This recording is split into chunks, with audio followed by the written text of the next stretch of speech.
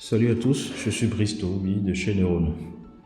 Alors, dans cette vidéo, je vais essayer de vous montrer comment se comporte le flux financier d'une entreprise qui utilise Neurone, comment son flux financier se comporte. Et c'est une vidéo importante parce que quand on gère une entreprise, il faudrait connaître comment, parce que tout concerne l'argent en fait. Donc, si on veut utiliser un logiciel pour mieux suivre le stock, pour mieux suivre ce que font les collaborateurs, etc., c'est pour pouvoir être sûr des chiffres et se rassurer qu'on est en train de connaître la croissance ou si on est en train de connaître la régression. Alors, déjà, je veux vous montrer en disant que ici, c'est les chiffres journaliers qui s'affichent là. Toute boutique ou tout succursale confondu. Parce que là, nous sommes sur la vue du propriétaire, la vue du manager suprême, du propriétaire de l'entreprise, de la directrice ou du directeur. Donc là, toute succursale confondue, vous avez la vente, toutes succursales sont confondues, la vente journalière, excusez-moi. Donc si par exemple vous voulez voir spécifiquement qu'est-ce qu'une vos entreprises qui vendent a fait aujourd'hui, vous avez juste à cliquer sur le succursale en question pour voir ce qui s'est passé là-bas. Aujourd'hui, on a vu que dans la boutique ici, on a vendu pour 250 000 aujourd'hui, cette journée. Et au niveau de l'entrepôt, bon, il n'y a pas eu de vente, mais il y a eu des entrées de stock, ici, ce qu'on appelle achat. Il n'y a pas eu de retour de vente, il n'y a pas eu de retour d'achat. Vous voyez, donc, maintenant, au niveau, de façon générale, voilà les chiffres de façon générale. Vous voyez. Alors, je m'en vais vous montrer que le système gère les comptes, parce que c'est important de savoir où va l'argent et où est-ce qu'on enlève l'argent. Alors, nous allons faire un essai rapidement et vous allez voir.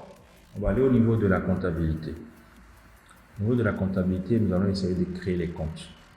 On va créer d'abord liste des comptes ici. On a la liste ici, on peut voir la liste des comptes. On n'a pas de compte. Alors on va essayer de créer les comptes. On crée un premier compte. On va appeler ça notre compte à la banque. Numéro de compte, on va écrire le numéro de compte d'abord. Le nom du compte. On va mettre, je peux mettre notre compte à la banque BIC. Et le solde là-bas, on va dire que nous avons là-bas 200 000 francs, 200 000 francs dans ce compte. Détail notre compte à la BIC.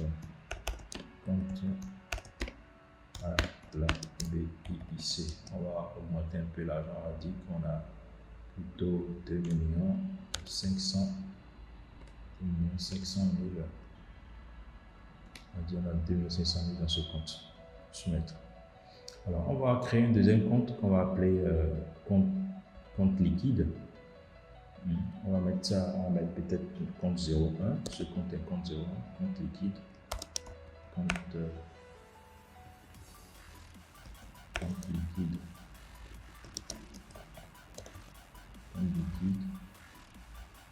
On va appeler ça, on va mettre le solde à peut-être à 200 000. C'est un compte liquide au niveau de l'entreprise. Voilà. On va mettre liquidité. Voilà. On peut aussi ajouter compte caisse. On va mettre caisse. On va mettre 02. On va mettre caisse.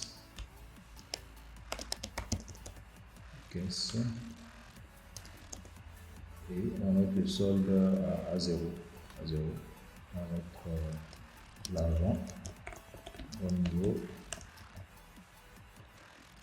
de la caisse. Voilà, donc on a ajouté le compte et on va aussi, parce que l'entreprise c'est 3 niveaux de finance, d'opérations financières. Je peux m'exprimer ainsi.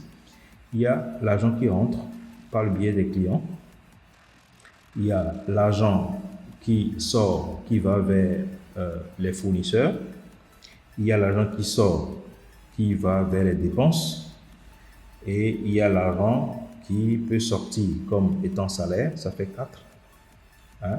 Et il y a aussi l'argent que vous-même, vous pourrez déposer. Donc, vous pouvez même vous-même faire des dépôts. C'est-à-dire que vous êtes chef d'entreprise, vous faites sortir de l'argent de je ne sais d'où et vous apportez cet argent dans l'entreprise. Ouais. Et quand vous l'apportez comme ça, il y a un compte spécifique sur lequel vous le déposez. Et il peut y avoir aussi l'argent qu'on appelle des dettes, hein, des emprunts qui arrivent. Et ça, c'est quelque chose que nous allons ajouter plus tard. Pour l'instant, nous n'avons pas géré les emprunts que vous pouvez avoir avec les institutions financières. Ça, c'est quelque chose que nous allons ajouter.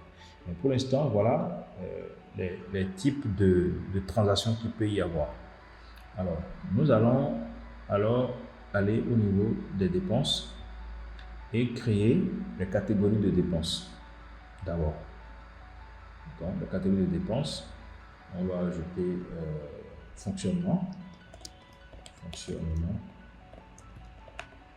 va appeler ça dépenses de fonctionnement. Dépenses de fonctionnement. Et on va ajouter également une autre catégorie qu'on va appeler, on va faire ajouter ici, on va faire dépenses ordinaires, les dépenses ordinaires. On va mettre ici, bon, dépenses ordinaires.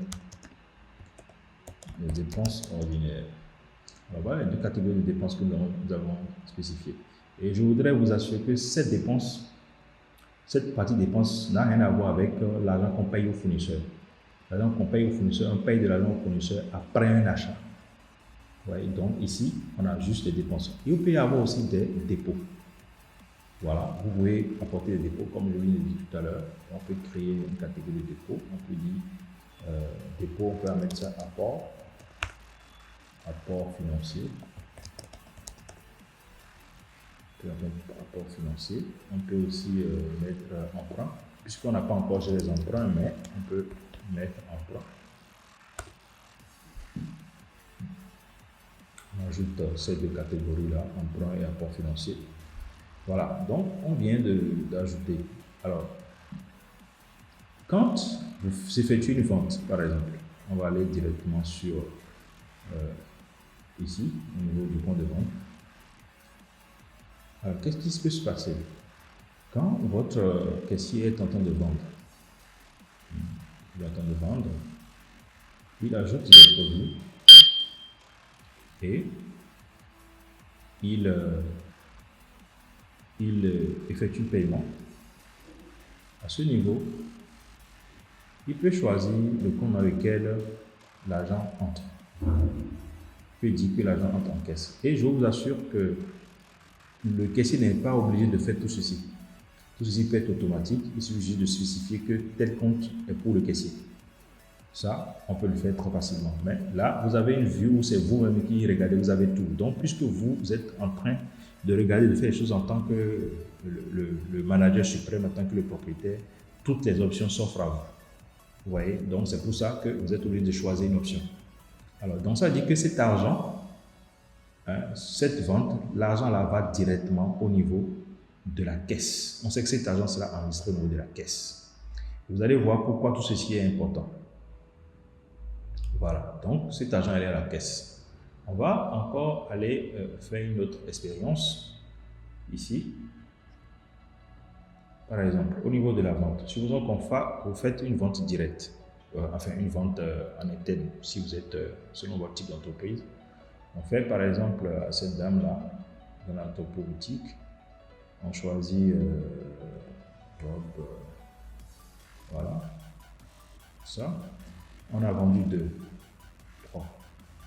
Alors cet argent, on va dire, nous allons l'encaisser directement sur le compte liquide. Voilà, donc on va l'encaisser sur le compte liquide. Alors, cela voudra dire quoi? Que actuellement nous avons de l'argent au niveau de la caisse et nous avons également de l'argent sur le compte liquide. C'est ce cela veut dire. Donc, quand on a pris l'argent chez cette personne, on sait là où on a déposé l'argent. Donc, celui qui a pris l'argent, ou bien la manière dont vous avez vendu au niveau du point de vente, l'argent est resté dans la caisse du point de vente. Pendant que la vente que vous avez effectuée tout à l'heure, cet argent a été déposé sur le compte liquide, enfin sur là où vous gardez votre argent liquide. Ceci permet de savoir où est-ce que les sous sont. Vous voyez? Et ça permet de situer la position de l'argent. Alors, par exemple, si vous venez au niveau de la comptabilité, vous pouvez voir la liste des comptes. Au niveau de la liste des comptes, vous pouvez voir au niveau de chaque compte combien vous avez. Je sais qu'au niveau de la caisse, là-bas, il y avait 5 000. Je sais qu'au niveau de la comptabilité, du compte liquide, au niveau de l'entreprise, il y a 305 000. Et au niveau de la banque, il y a 2 500 000. Alors, imaginons par exemple qu'on veuille bien payer un fournisseur.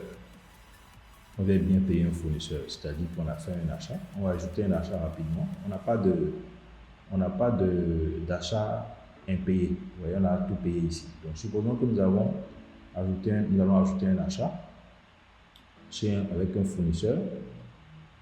On a fait, voilà, ceci. On a acheté une vingtaine. Voilà. Et nous avons reçu, on a payé. On a encaissé. On a reçu de la marchandise qu'on a envoyée dans l'entrepôt principal. Alors, on n'a pas encore payé ce fournisseur-là. Supposons que c'est un fournisseur, on n'a pas encore payé. Bon, finalement, on veut le payer. Alors, on veut le payer, voilà. On va aller ici, on va faire ajouter un paiement. Alors, pour ajouter un paiement, il faut que l'argent quitte quelque part. C'est là que la notion de compte prend toute son importance. L'argent qu'on veut le prendre pour le payer, l'argent quitté où? Ça fait quand même 100 000 francs. On prend l'argent là où? Supposons qu'on dit, on va prendre au niveau de la caisse. La caisse n'a pas suffisamment d'argent pour payer. Si on paye avec la caisse va se retrouver en moins. Vous voyez? Mais nous savons que nous avons assez d'argent au niveau de la banque ou bien au niveau du compte liquide pour payer. Donc, on peut choisir le compte liquide et on soumet notre paiement. Voilà. Donc, on sait que cet argent a été payé depuis le compte liquide. Et vous allez voir, si par exemple nous venons au niveau de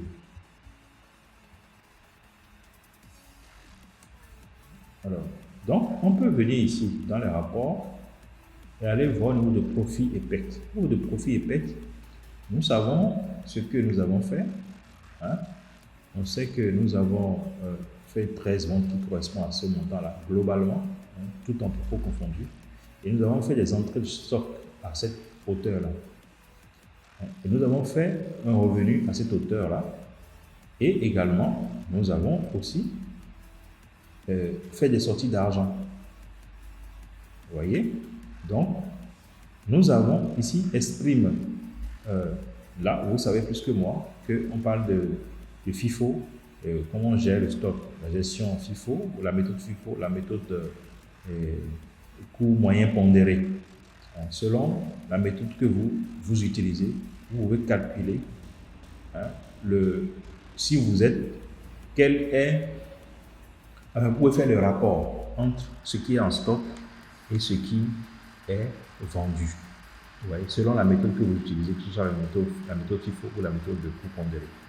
Donc, voilà un peu ici l'aspect que vous avez quand vous venez. Bon, je vais reprendre cette partie-là.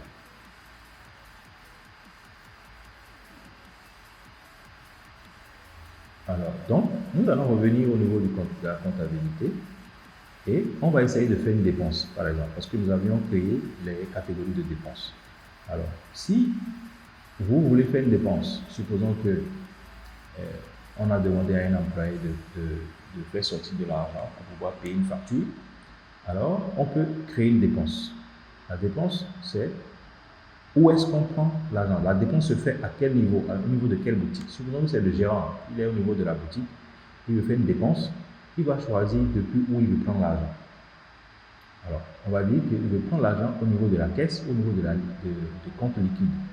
Tout ceci participe à la transparence de comment est-ce que l'argent quitte, comment est-ce que l'argent rentre, d'où est-ce que l'argent a été pris.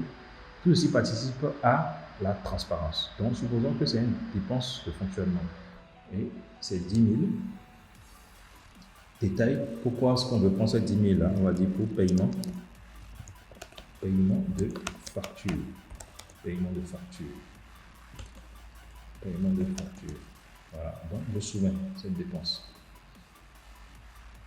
Vous voyez? Donc on sait que cette dépense a été effectuée sur le compte liquide de la boutique, hein, de la succursale boutique, et c'est de la catégorie fonctionnement, et cette dépense a servi à payer une facture. Et là, on peut aller dans les rapports pour aller voir les rapports des dépenses. Voilà, on peut aller voir le rapport des dépenses. Et ici, quand on clique sur le rapport des dépenses, on voit qu'effectivement, il y a une dépense qui a été effectuée, hein, dont le montant total est mentionné ici. Et on peut toujours aller télécharger, hein, le PDF de cette dépense-là pour voir ce qui a été fait. Donc, c'est la totale des dépenses qui s'affiche ici. La dépense même, c'est la dépense de la catégorie fonctionnement. Vous voyez? Donc, si on veut en savoir plus, on peut télécharger pour aller voir de plus près cette dépense-là. Donc, le rapport des dépenses est comment on appelle, l'état de toutes les dépenses effectuées.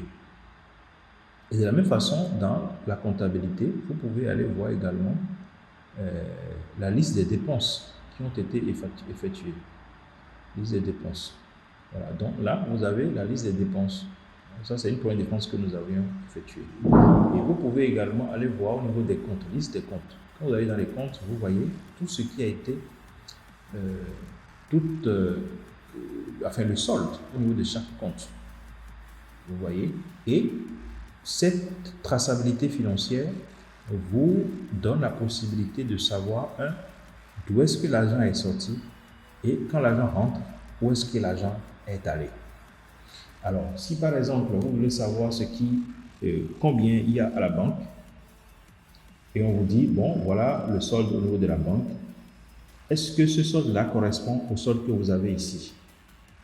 Si ça ne correspond pas, alors vous devez aller dans les détails pour voir quand est-ce que, si tout a été enregistré normalement, quand est-ce que l'argent a été déposé, quand est-ce que l'argent a été repris. Si éventuellement vous devez faire le point financier au niveau du compte liquide, le système vous montre combien il y a, combien vous devez avoir. C'est un peu comme la gestion des stocks. Combien vous devez avoir comme argent liquide dans le compte liquide au niveau de l'entreprise. Et s'il y a divergence, alors il faudra justifier ou il faudra voir quelles ont été les entrées et les sorties au niveau de ce compte-là. Également, la même chose au niveau du compte caisse. S'il y a eu de sorties, il y a eu de dépenses, on peut voir dans la liste de dépenses quelles sont les dépenses qui ont été effectuées. Donc, si je m'attends à avoir 25 000 au niveau de la caisse et qu'on me montre 13 000, il faudra alors justifier où sont passés le manquant. Et éventuellement, si le montant a été utilisé, je dois aller voir, si c'est une dépense qui a été effectuée, je dois aller voir dans la liste de dépenses, effectivement, que oui, il y a eu une dépense qui a été effectuée et qui correspond à ce qu'on est en train de vouloir justifier. Vous voyez, donc, voilà un peu proprement comment vous pourrez suivre vos flux financiers de façon très bref, comment vous pouvez suivre vos flux financiers. Donc, ce qui est important à faire, c'est de définir les comptes d'abord, créer vos comptes au niveau de la comptabilité et définir les catégories de dépenses que vous allez effectuer et aussi définir le compte dans lequel il faut faire les dépenses. Vous pouvez spécifier pour dire qu'il y a un seul compte dans lequel on fait les dépenses. Les dépenses ne doivent pas être faites dans d'autres comptes. Et il peut y avoir un seul compte dans lequel toutes les ventes vont. Vous n'avez pas besoin que chaque fois qu'on vient au niveau de la vente, on soit obligé de choisir un compte. Mais un compte peut être là par défaut, dans lequel toutes les ventes vont. Donc voilà un peu globalement comment se comporte le flux financier. Ce qui est intéressant aussi dans l'affaire, c'est au niveau quand vous arrivez au niveau de rapport, la partie profit et perte. Il y a une partie très importante qui vous situe par rapport à la santé de votre entreprise. Ici, par exemple, nous avons effectué 13 ventes de façon globale qui correspond à ce coût. Mais nous avons acheté au niveau de nos fournisseurs à hauteur de 5 millions. Vous voyez, donc ici, nous avons le revenu total, c'est-à-dire le chiffre d'affaires, qui fait le coût total des ventes moins les coûts, moins les retours de vente. Vous voyez, donc si ça correspond à ce montant-là, ça veut dire qu'on n'a pas eu de retour de vente. Vous voyez, et on a le total des dépenses qui ont été effectuées, on a le retour d'achat, si éventuellement on a fait des retours au niveau du fournisseur, on peut les voir ici.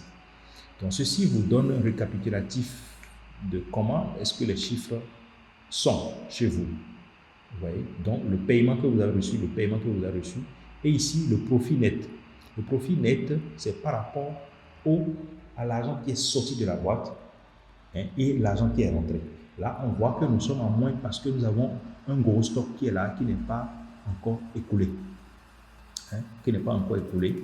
Et on sait que ici, on a juste fait ce qu'on a vendu moins l'argent qui est sorti pour aller vers les fournisseurs. Et on voit notre profit net. Et c'est selon la méthode que vous utilisez. Soit c'est la méthode FIFO, first in, first out, ou la méthode, comment vous appelez ça, ou moyen pondéré. Ouais, donc, quelle que soit la méthode que vous utilisez, vous avez alors la balance ici. Vous voyez? Et nous avons les paiements que nous avons envoyés, total paiement que nous avons envoyé, et les paiements nets. Les paiements nets, ça veut dire le total que nous avons envoyé moins le total que nous avons reçu. Ouais, donc, cette partie que vous trouverez dans les rapports qui s'appelle profit et perte vous donne un aspect de la santé de votre business.